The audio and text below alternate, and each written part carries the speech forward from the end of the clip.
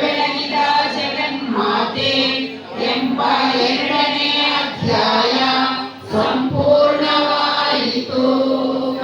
ಕೂತ್ಕೊಳ್ಳಿ. ಏನು ಮಾಡಿ ಪ್ರಾರ್ಥಿಸಿದರು. ಆಪತ್ತುಗಳೆದುರಾದಾಗ ಸ್ಮರಿಸಿಕೊಂಡರೆ ನಿಮ್ಮೆಲ್ಲ ದುಃಖ ದುಮ್ಮಾನಗಳನ್ನು ಕ್ಷಣದಲ್ಲೇ ನಿವಾರಿಸುವೆ ಎಂಬ ವರವನ್ನು ದೇವಿ ನೀಡಿರುವುದು ದೇವತೆಗಳಿಗೆ ನೆನಪಾಯಿತು. ಅವರು ಪರ್ವತರಾಜನಾಯ ವೃತ್ತಿಯ ರೂಪದಲ್ಲಿ, ಸ್ಮೃತಿಯ ರೂಪದಲ್ಲಿ, ದಯೆಯ ರೂಪದಲ್ಲಿ, ತೃಪ್ತಿಯ ರೂಪದಲ್ಲಿ, ತಾಯಿಯ ರೂಪದಲ್ಲಿ ನೆಲೆಸಿರುವ ಆ ಮಹಾತಾಯಿಗೆ ನಮಿಸುತ್ತೇವೆ. ಸಮಸ್ತ ಜೀವ ಜಗತ್ತಿನಲ್ಲಿ ಭ್ರಮೆಯ ರೂಪದಲ್ಲಿ ನೆಲೆಸಿರುವ ಆ ತಾಯಿಗೆ ನಮನ. ಇಂದ್ರಿಯಗಳು ಮತ್ತು ಪಂಚಭೂತಗಳ ವ್ಯವಸ್ಥಾಪಕಿಯಾಗಿರುವ ಆ ತಾಯಿಗೆ ಅಷ್ಟೋ ಚಕ್ರಗಳನ್ನು ಬಾಣಗಳನ್ನು ಕತ್ತರಿಸಿ ಹಾಕಿದಳು. ವಿಶುದ್ಧನು ರಾಕ್ಷಸ ಸೈನ್ಯವನ್ನು ಕೂಡಿಕೊಂಡು ಗದೆಯಿಂದ ಅವಳನ್ನು ಹೊಡೆಯಲು ಧಾವಿಸಿದನು. ಅದು ಅವಳನ್ನು ತಾಕುವ ಮುನ್ನವೇ ಚೆನ್ನಿಗೆಯು ಶೀಘ್ರವಾಗಿ ಆ ಗದೆಯನ್ನು ಕತ್ತಿಯಿಂದ ಕತ್ತರಿಸಿದಳು. ಕೂಡಲೇ ನಿಶುಂಭ ಶೂಲವನ್ನು ಕೈಗೆತ್ತಿಕೊಂಡನು. ದೇವತೆಗಳನ್ನು ಪೀಡಿಸುವ ಉದ್ದೇಶದಿಂದ ಶೂಲಧಾರಿಯಾಗಿ ಮುನ್ನುಗ್ಗುತ್ತಿದ್ದ ನಿಶುಂಭನ ಎದುರಿಗೆ ದೇವಿಯು ತ್ರಿಶೂಲದಿಂದ ವೇಗವಾಗಿ ಇಳಿದಳು. ಆ ಕೂಡಲೇ ಅವನ ಎದೆಯಿಂದ ಮಹಾಬಲವಂತನು ಪರಾಕ್ರಮಿಯೂ ಆದ ಮತ್ತೊಬ್ಬ ಪುರುಷ ನಿಲ್ಲು ನಿಲ್ಲು ಎನ್ನುತ್ತಾ ಹೊರಬಂದನು. ಅದನ್ನು ನೋಡಿ ನಕ್ಕ ದೇವಿಯು ಅವನು ಹೊರಬರುತ್ತಿದ್ದಂತೆಯೇ ತಲೆಯನ್ನು ಕತ್ತಿಯಿಂದ ಕತ್ತರಿಸಿದಳು. ನಿಶುಂಭನು ನೆಲಕ್ಕೆ ಬಿದ್ದನು. ದೇವಿಯ ವಾಹನವಾದ ಸಿಂಹ ತನ್ನ ಕೋರೆ ಹಲ್ಲುಗಳಿಂದ ಅಸುರರ ಕತ್ತುಗಳಿಗೆ ಬಾಯಿಯಾಗಿ ಜಯ ದುರ್ಗೆ ಜಯ ದುರ್ಗೆ ಜಯ ಜಯ ಜಯ ದುರ್ಗೆ.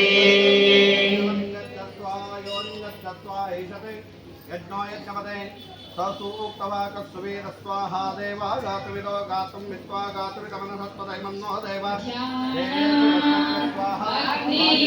ಚೆನ್ನಾಗಿ ಸಂಸ್ಕರಿಸಲ್ಪಟ್ಟ ನಂತರ ಫಳಫಳನೆ ಮಿನುಗುವ ಚಿನ್ನದಂತೆ ಕಾಂತಿಯನ್ನುಳ್ಳ ಸೂರ್ಯ ಚಂದ್ರ ಅಗ್ನಿಗಳನ್ನೇ ಕಣ್ಣುಗಳನ್ನಾಗಿ ಹೊಂದಿರುವ ಧನಸ್ಸು ಬಾಣ ಅಂಕುಶ ಪಾಶ ಶೂಲಗಳನ್ನು ಭುಜಗಳಲ್ಲಿ ಧರಿಸಿರುವ ಶಿವಶಕ್ತಿಯ ರೂಪಳಾದ ತಲೆಯಲ್ಲಿ ಚಂದ್ರನನ್ನು ಧರಿಸಿರುವ ಕಾಮೇಶ್ವರಿಯನ್ನು ಪೂಜಿಸುತ್ತೇನೆ.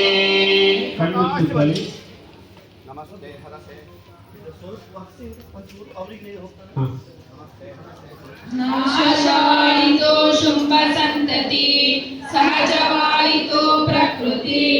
ತನ್ನ ಪ್ರಾಣ ಸಮಾನವೆನಿಸಿದ್ದ ಸಹೋದರ ನಿಶುಂಭನು ಸತ್ತದ್ದನ್ನು, ಸೈನ್ಯವು ಸರ್ವನಾಶವಾಗಿದ್ದನ್ನು ಜಾತಿಯಿಂದ ವಿಮುಖಗೊಳಿಸುವ ವೇದಾಂತ ವಾಕ್ಯಗಳಲ್ಲಿ ನಿನ್ನನ್ನು ಬಿಟ್ಟು ಇನ್ನಾರನ್ನು ವರ್ಣಿಸಲಾಗಿದೆ.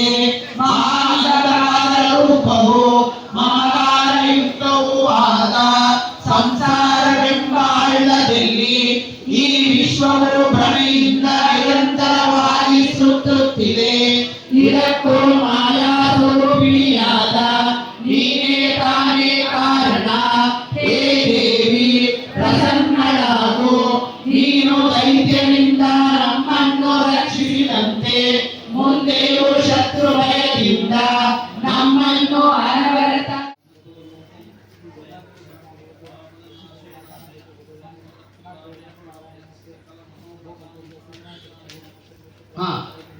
ಸಂಸಾರ ಸಾಗರದಲ್ಲಿ ಜಗನ್ಮಾತೆಯೇ ನೌಕೆ.